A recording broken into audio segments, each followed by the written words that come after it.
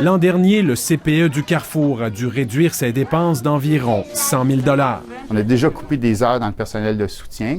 On est à l'os. Dans le contexte, André Rémillard s'explique mal que Québec veuille imposer au réseau 120 millions de compression en plus. On investit 1,3 milliard dans Bombardier sans être certain du rendement. Moi, je vous dis 120 millions dans Petite Enfance, j'en suis certain du rendement.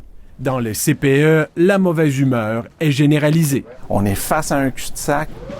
L'Association québécoise des CPE exige le retrait pur et simple des compressions de 120 millions et lance une campagne pour faire plier Québec.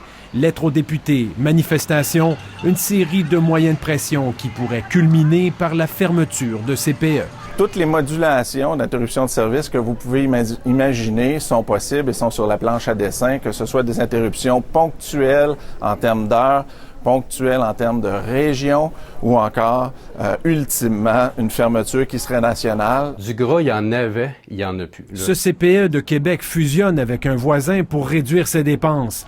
On avait déjà économisé 45 000 $ l'an dernier en éliminant un poste d'éducatrice. Un autre poste qui était réduit de 35 heures à 27h30, un poste d'éducatrice. Préposé à l'alimentation qui a été coupé aussi de 2h30 semaine.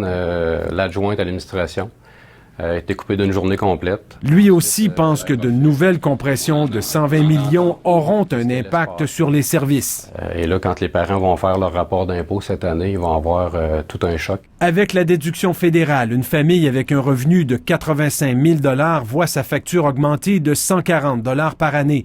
Mais la somme augmente graduellement à plus de 2 300 $ par enfant pour une famille avec un revenu de 160 000 $. Le ministère de la Famille est toujours déterminé à récupérer ces 120 millions de dollars, mais se dit prêt à discuter des moyens pour y arriver. Ici David Gentile, Radio-Canada, Québec.